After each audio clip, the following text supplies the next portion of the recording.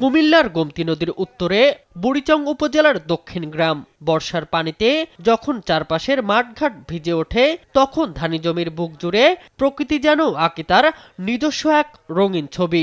সবুজ পাতার ফাঁকে ফাঁকে ফুটে ওঠে পদ্ম, কোথাও টকটকে লাল, কোথাও আবার শুভ্র সাদা।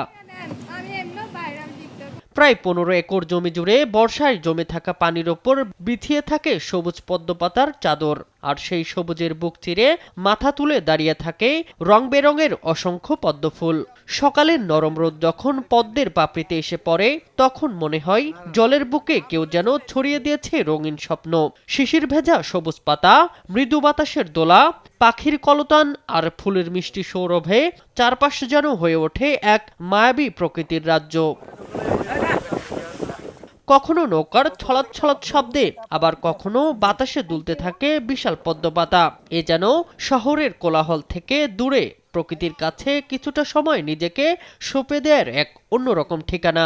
আর তাই বর্ষা এলেই দেশের বিভিন্ন প্রান্ত থেকে প্রকৃতিপ্রেমী ও ভ্রমণ পিপাসু মানুষ ছুটে আসেন এই পদ্মবিলে। কেউ আসছেন প্রকৃতির সৌন্দর্য উপভোগ করতে, কেউ বা ক্যামেরাবন্দি করতে রঙিন এ মুহূর্ত।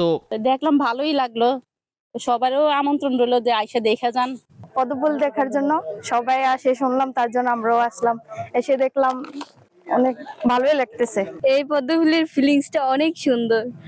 ওয়েদারটা সবাই আসবেন, দেখবেন। সবাইকে বলবো আসার জন্য, কারণ এইগুলা তো সবাই নিজ চোখে দেখতে পারে না। স্থানীয়দের কাছে এটি বহুদিনের পরিচিত একটি বিল।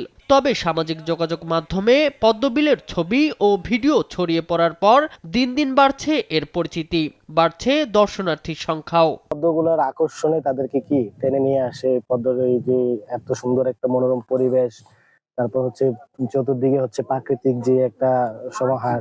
আমাদের এই পদ্মবিল আমরা জন্মের আগে থেকে দেখতে আছি। এখন পর্যটক আসে, আসার পরে আমরা এই নায়ের থেকে মাত্র 50 টাকা করে প্রত্যেক জনের নিই। প্রকৃতির এই অপরূপ সৌন্দর্যকে ঘিরে স্থানীয়দের মাঝেও তৈরি হয়েছে নতুন সম্ভাবনার স্বপ্ন।